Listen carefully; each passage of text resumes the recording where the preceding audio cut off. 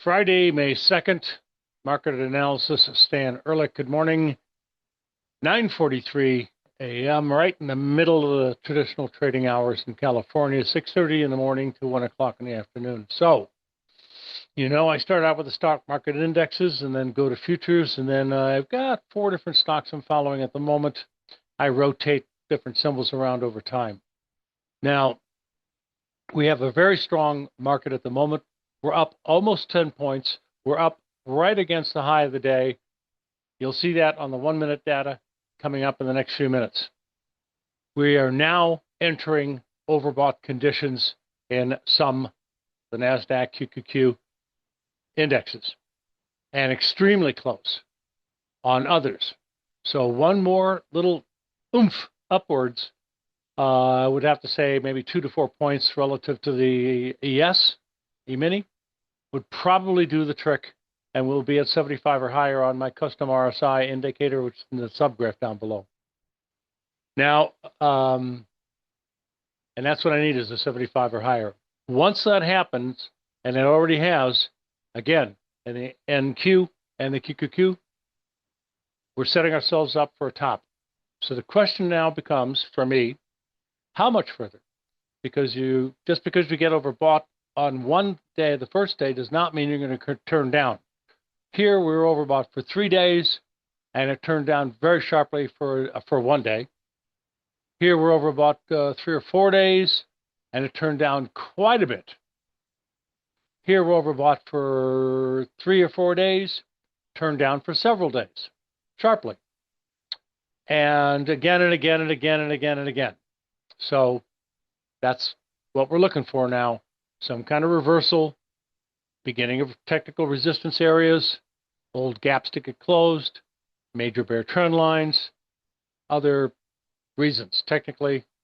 But overbought is about to be coming into effect. So, 1-minute chart. Right up there at the high, 99.6, I would say, because that's the translation to the SPY. Higher on the day. SPY a little late, up 8.8, coming up almost to a resistance line, but so far clearing other resistance levels I thought we would stop at, and the market didn't pay much attention to them. But 74.05 on the RSI, right about the high of the day, which has been 74.30. All we need to do is, again, jump up a little bit more, and we'll probably get to that 75 mark on the RSI, causing it to turn yellow, and that's the warning that we're now approaching very soon in time, probably, and fairly close in price, likely, a turning point down. And here's the 1-minute chart, high and last, very strong. QQQ is yellow now. We hit 75. We're currently at 76.12, overbought. We've got a previous high just a little bit higher at 493.5-ish to deal with. Minor resistance. I don't have any lines to point that out, but that's obviously the case. Okay, I'll put one there. Right about like that, and just drag it to the right, and there we go. So, there's better resistance at a little bit higher than that, and that would be around, I'm going to call it around 500. A little under, a little over. That's the one that's really profound. Next, what do you think? High and laughs, no sign of turning down. New highs for the rally, completely on the NQ. We should be getting overbought any moment. I like what I see. We got resistance a little bit higher around, starting, I have to say, 2360.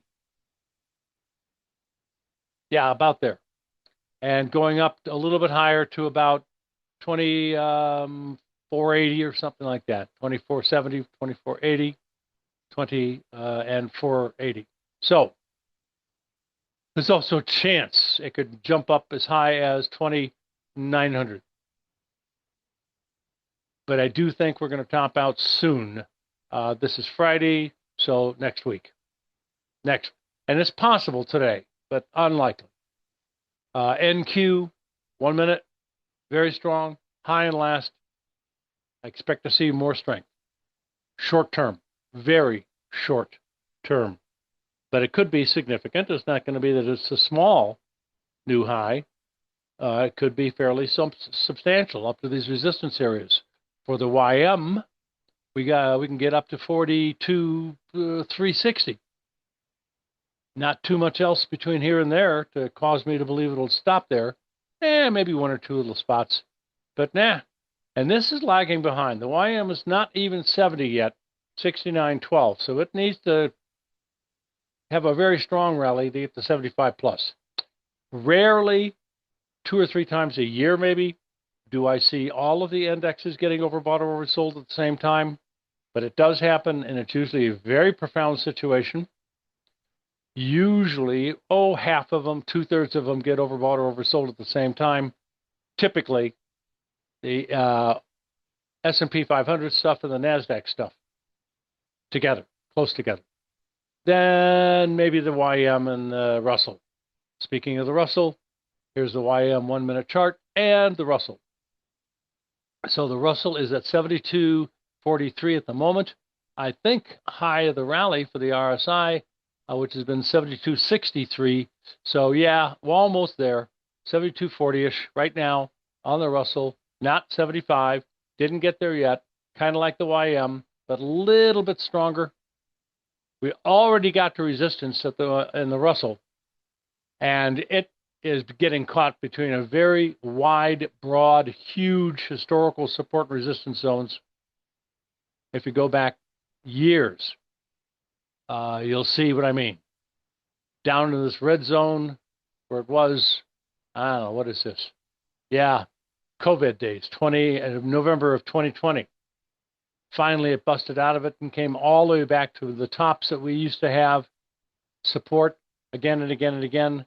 Last time we were down there, just recently, market had a whopping great bullish engulfing ER buy signal smack dab on the low day, I believe.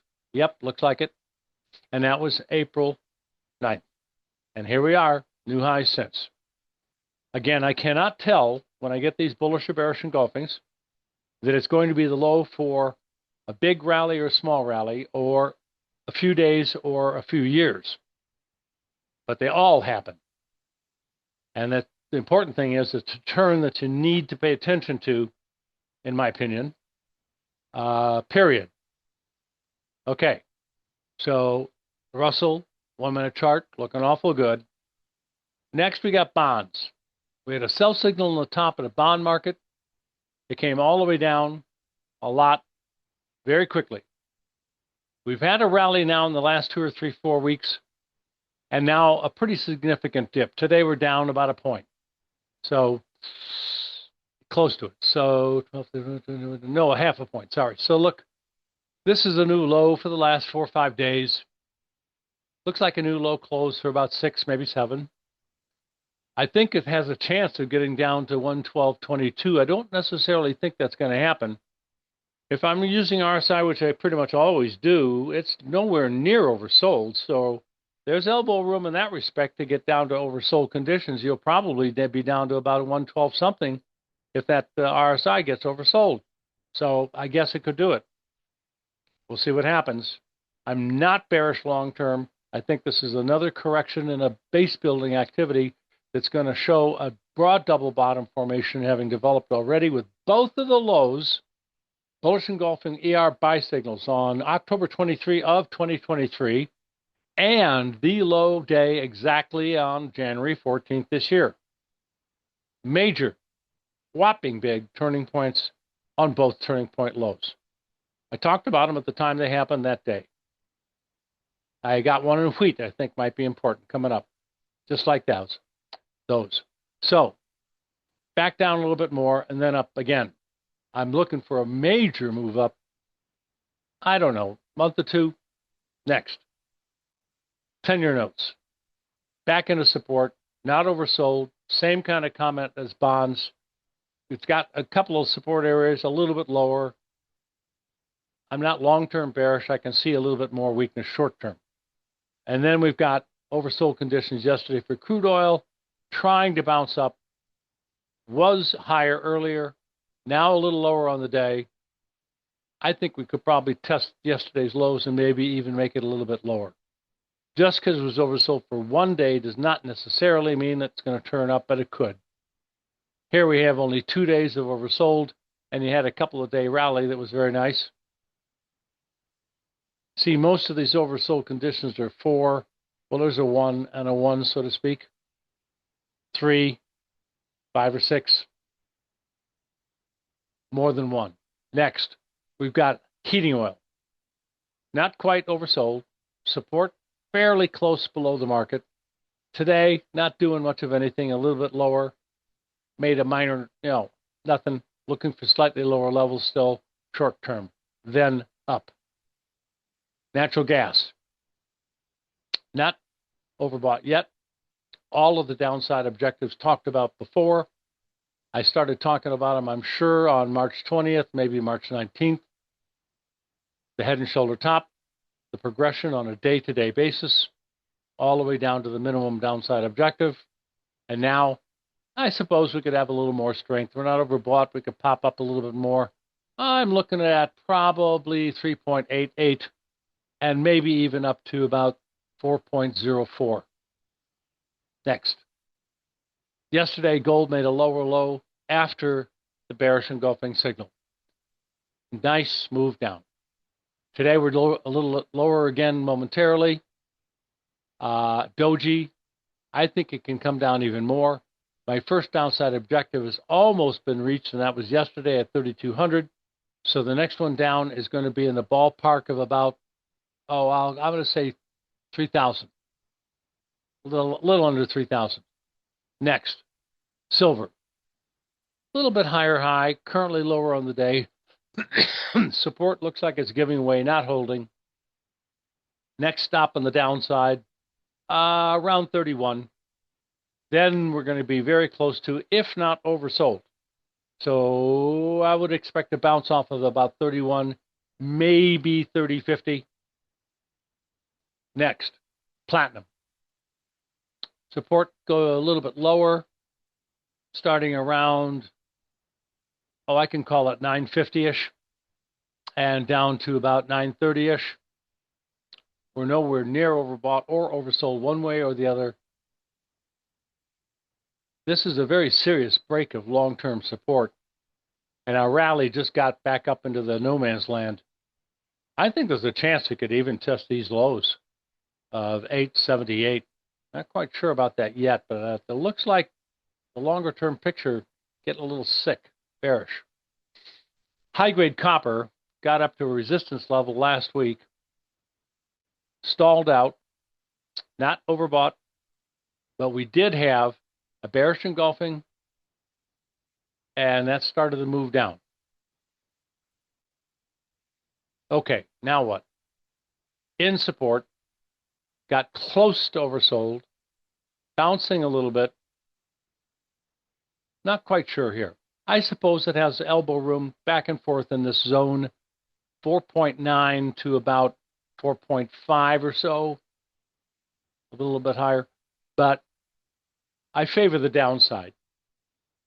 I think we're going to see the lower lows soon. I'm not particularly confident about that comment. Okay, grain markets. Now, remember, I'm looking for major turning points, major breakouts to the upside, indications that a long-term bottom has been developed, but not necessarily yet broken out of. I've got a head and shoulder bottom at the last shoulder low, April 7th or so. I've outlined the shoulder, the head, and the shoulder. The neckline and the minimum objective is way up at 1240. A whopper of a move. If in the next several months, probably this summer, late summer, fall, if it works, is when we're going to be getting up to that price level. And I can only think climate change maybe, but it looks like it's starting. Now all I need is a move above 1067 on a closing basis, and the next step will be attacking the neckline. Should happen soon. We've got soybean oil challenging, touching exactly the neckline a few days ago and overbought, pulled back down to a minor support, held Wednesday, Thursday, basically today also. Now, momentarily, we're a little bit lower, but still above the support level. And I do think it's going to make highs higher than today's highs, which is almost the same as yesterday, and then pop through a couple of other minor highs a couple of days ago, early this week, Monday, Tuesday, looks like. Then all it's got to do is break the neckline. It's already tested it once. We are in the neighborhood. This could happen in the blink of an eye. Big rally, sharp volume increase, typical upside breakout, I don't know, 54, 55, something like that. Come back down a little under 52 would be very normal, but not below the neckline usually. Certainly not closing below 51.20-ish. And up again. Next, soybean meal. Has a little strength coming in today, but certainly nothing I can hang my hat on here. It's just not good enough by any stretch of the imagination. All of these highs for weeks and months and quarters and years have been lower and lower and lower. The lows have periodically been lower and then lower and lower. That's the basic definition of a bear trend. I need to close just in the beginning here at 310, let's say, or higher. That's going to perk my interest. Until then, can't say much about major long-term bottom for meal. Corn is a different story. We've had already a small head and shoulder bottom. That was July, August, September, October of last year. Broke out around Christmas time and popped up to a upside objective around the end of January. Done. Gone. But by itself, it was the head of a larger formation, the first shoulder and ER buy signal on February 26th, first shoulder low. Then you got the August head, which by itself, of course, was that head and shoulder bottom. Then we have a double bottom over here in March, April. That is the last shoulder low. And we're getting a dip down, which is starting to hold the last 4 days at almost the same prices, but we're right here right now. So we got to stop dropping, turn and rally, or dip into new lows by a little bit, and then turn back up again. In other words, a washout, or a bear trap, we say, and then pop up dramatically. Now, it's not happening yet. I got to think it's going to make new lows, but I need to have that reversal. That's what I'll be looking for. If I don't get it, I got to expect it'll slip a little more. But I'm certainly optimistic that this double bottom is the last shoulder on the giant pattern. So, a major obstacle to overcome is closing at $5 or higher. Then we're going to attack the neckline. Then we've got an upside objective kicked in at 640. Next chart. Wheat did get a bullish engulfing Wednesday. Did come up a little bit, sideways or so yesterday. And today, boing, follow through. New high above the signal day on Wednesday and yesterday. Looks like it's going to stay there, closing very firm. A total new high for the last 3 previous days. A new high close for the last previous 4 days. And now, as I've alluded to, on Wednesday and Thursday, and I'll do it again today, Friday, I think there is a chance that this low is going to be a low for a very long time to come.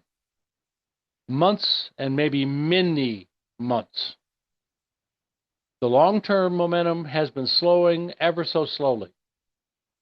This low is a new low for the trend, but not by much, only for a couple of days, and all of a sudden I got what I want, a bullish engulfing ER buy signal. Again, I cannot tell you emphatically at the moment that this is it for a year.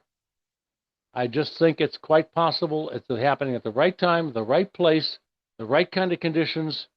I like the looks of it a lot. It may only last a few days or a few weeks. So next, I've got to start to close at 570 plus. Then we've got to start to close above 590. Then we're going to be attacking an important resistance level on a long-term basis around 635. So let's see if we can get above these resistance levels without getting below Wednesday's low. Next, cattle, bear signal on Wednesday did not work. Worst case scenario, we were short at about 209.35-ish, a couple of ticks above or below. And we got stopped out with the worst loss around 211. Yeah, and a couple of ticks. But it's more likely than not, we were able to lower our stop a little bit for the last day or two. So the loss might be a smaller amount than that, but that was the worst case. But it didn't work. This sell signal early this week, I think that was Friday last week maybe, or Monday, has worked. Started to make a lower low next day, then Wednesday, sideways yesterday, a little pop up today. It dropped off substantially under the low of the signal day, so it's worked.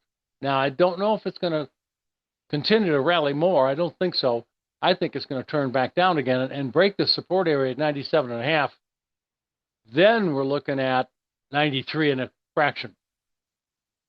I'm still bearish, looking for lower levels, and soon. Now we've got 4 stocks. Shell gapped up, so I've got to pay attention to the gaps. So I'm going to put a little marker in there right now on Shell. There's your gap.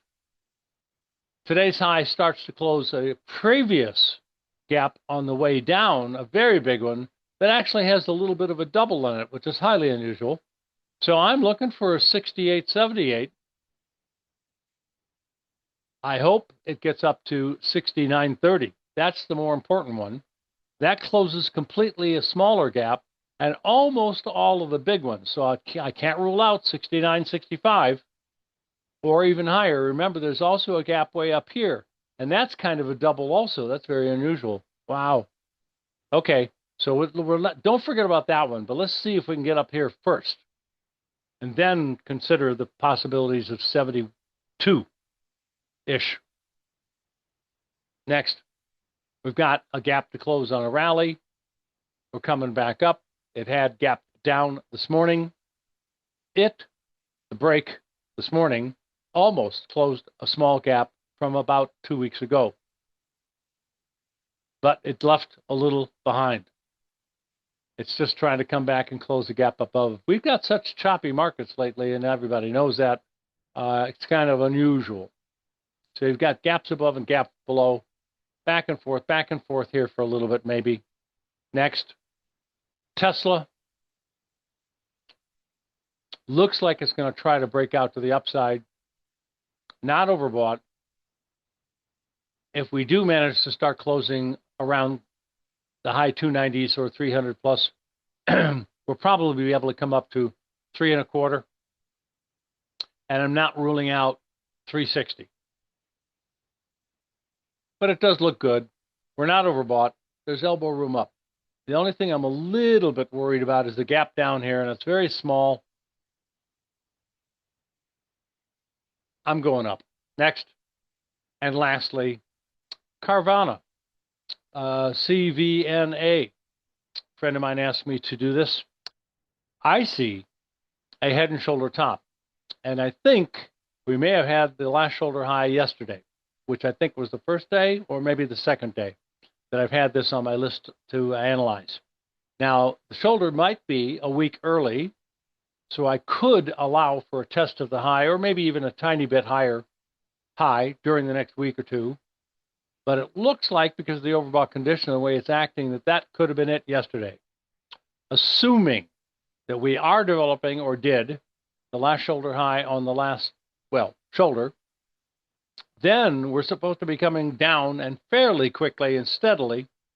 Neckline is downward slanting quite a bit. Minimum downside objective is all the way down to something in a ballpark of 9.25.